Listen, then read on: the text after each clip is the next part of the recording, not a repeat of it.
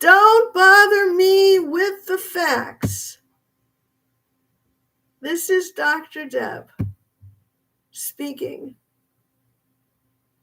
And it is Thursday, and it's supposed to be 1 o'clock, and it's 1:15 by now. And again, I apologize. And what I want you to do, you can't interrupt me because you're not even there, because it's a different link now.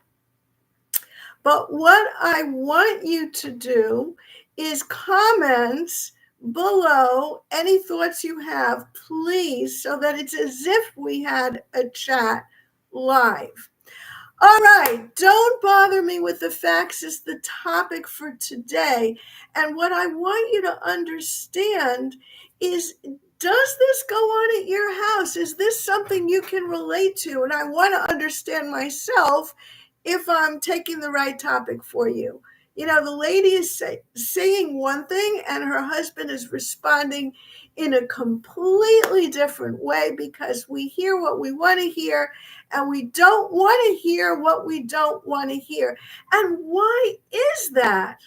Why don't we want to hear what we don't want to hear? Why can't we move off of the place we've been? Why are we stuck in a bad place? Why are we stuck in a place that absolutely is not going to work, and we haven't got that flexibility to move and listen and be open-minded and hear something different? And I'm going to explain this in a little different way than I have before. I read this great book at one point. You may have seen it. I don't even know if you can see this in the, hold on, let me open this. There you go. Okay. This great book is explaining the brain and how the brain works. And one of the things he told was a very interesting point, that we have a right and a left brain, and they cross. The right brain governs the left side of the body. The left brain governs the right side of the body, but also they have different roles. So the right brain is a little bit more emotional, artistic, musical, that sort of thing. And the left brain is more language oriented and logical. And you can use the mnemonic device of LL, language oriented and logical. So the left brain has to make sense of whatever the situation is that people are in. The left brain has to create a story of what's going on so that it can tie together all the facts. And the left brain then comes to a conclusion, this is so interesting, about how you feel based on that process of tying together the facts. Let me give you a couple of different examples of this. If a child is with a parent in a scary situation in which the parent doesn't act scared, the child will feel the parent's not being scared and tell himself or herself, I'm not scared. In other words, the feelings, which is on the right brain, right side of the body, the feelings translate into, well, how do I explain this to myself? I'll go by my parent. They're not scared, so I'm not scared. This is very typical. If the parent is scared, the kid will tell themselves they are scared. In the same time, there was a experiment. Take a pencil or a pen and put it in your mouth such that it keeps your mouth open. You see, it creates a smile. What they did in the experiment is they had people look at a bunch of jokes and see how funny they thought they were. And then they put the pencil in their mouth to a second group of people, not the same group, to see the same jokes, how funny they were. The people who had the pencil in their mouth, and they take a large enough group so that it averages out to something. It can't be one person at a time, but because one person may not like any of the jokes, but they found that the people who had the smile forced by the pencil thought the jokes were funnier. So what it's again telling us is that sometimes we don't know how we feel, but we use the input from our right brain to create a story for our left brain to explain ourselves. So if the feeling is positive, then the story will be positive. Here's another example, and then we'll apply it a little bit better to our situation. They did an experiment with a guy who had, and there are unfortunately a lot of people like that, who've had to have brain surgery because they had cancer, God forbid, or they had epilepsy, and the right and left were a little bit disconnected.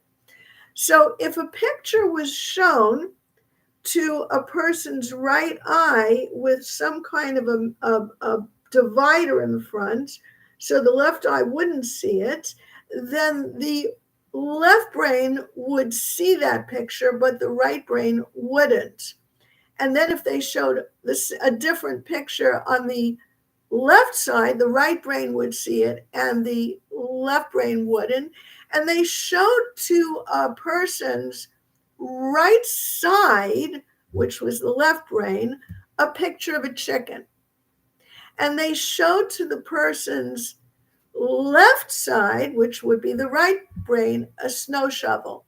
The chicken story has to be the one that you put into words. No, it wasn't a snow shovel, sorry. It was a snowy scene. And the person saw the snowy scene, and they were asked, what do you make of this story? And he said, well, we need a shovel. And he had a deck, I guess, of cards to pick that would match. And he said, it was a snow shovel, right? But we need a shovel to clean out the chicken shed. So he put the two things together to make a story that his brain, the logical, storytelling, language-based part of his brain would make sense of. So how do we fit all of this in together? We fit it all in together as follows. When you're telling your side of a story, as I did in my announcement for the video, when you're telling your side of the story, then what happens is it may not fit with the way the story was already a different story, or a different conclusion to the story, or a different feeling in the right brain was taking place in the listener. So instead of trying to fit in your story, which is so hard, and the emotions behind it, it's easier to simply tune it out so that the listener has his same intact story. Now, if I had the correct, the correct link, you'd be here, and I'd say, does that make sense? So please write in the comments if it makes sense. I really need to know if what I'm telling you makes sense. What you need to do with this is understand that the person who's not listening is not trying to be rude or mean or manipulative or lacking in understanding. They're trying to protect themselves from having new information that's going to be upsetting when they have already formulated a story that feels comfortable. They need somehow to feel relaxed rather than challenged as they hear your story, as they hear your feelings. Or in the case of the example, the lady, Nancy, is telling her husband that their daughter really didn't mean whatever it was, and he's feeling injured by whatever the daughter said. He's feeling injured. That's his right brain. He's feeling injured. She's coming along with a completely different story. He shouldn't feel injured because she didn't mean it. And if she didn't mean it, there was no injury. That's how he's interpreting this new information. He can't put it together. The new information doesn't fit with the feeling he has of being injured. So what's going to happen? The feeling he has of being injured means that he's got to reject her story of the daughter not meaning it, because otherwise what does he do with those bad feelings? The reality is that he's entitled to feel injured if he felt injured. There's a part of him that was hurt because he interpreted her behavior in a way that meant she tried to hurt him. Maybe he was wrong, or maybe her actions would be interpreted by 100 other people the same way, and the fact that she didn't mean it doesn't matter. She owes him an apology if that's how it was. But the point is, for him to be able to incorporate this new information, it can't so far contradict the story that he had, which is based on his feelings of being injured.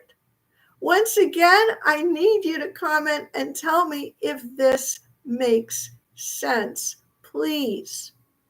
So now the question becomes, what can you do about this yourself? You're living with someone who doesn't seem to listen. They don't seem to have an understanding. What can you do about this yourself? And the answer is, number one, you can't be frustrated and impatient. Okay, you're entitled to your feelings, right? Just like he is.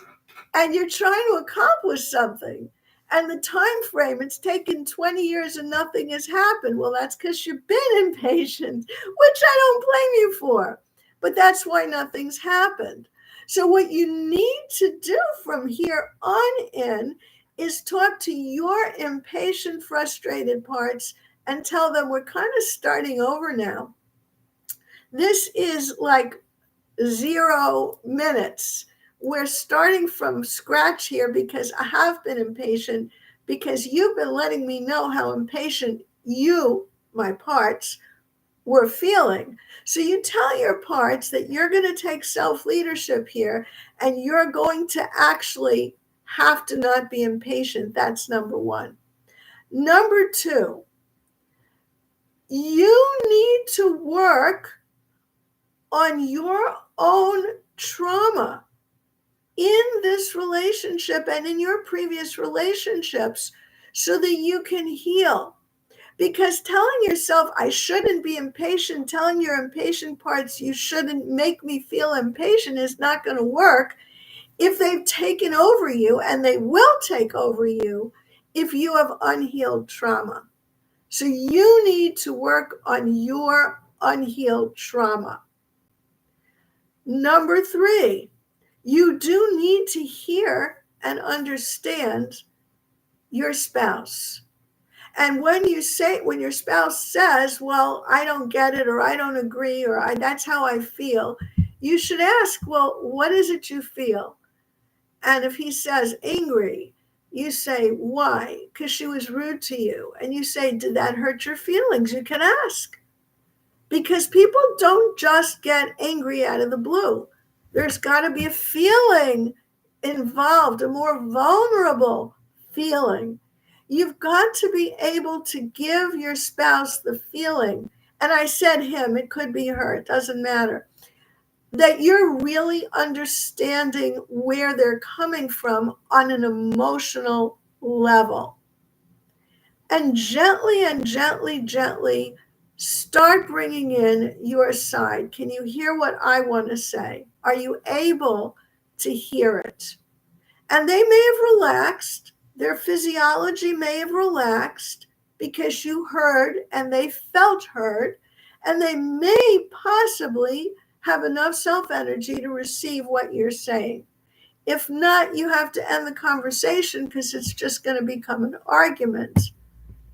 So this, in a nutshell, is what you need to do. And without having a chat with people asking me questions, it's not taking up the full length of time. But I think this is everything I was planning to tell you. Basically, you have to heal yourself in order to be able to hear your spouse's not willingness to listen, not willingness to be confused by the facts, only hearing what they want to hear. You have to be able to heal your traumas enough to receive that and hear it without being triggered. Then you have to hear it. You have to listen because their original feelings are still there. And whatever those feelings were, if your new version of events is going to contradict it, it's not going to work.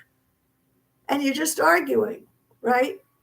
So then you have to allow them to express themselves and then get into the feelings of hurt that they have underneath all that. Disappointment, frustration, those more vulnerable feelings. Let me know how this went for you. Take care.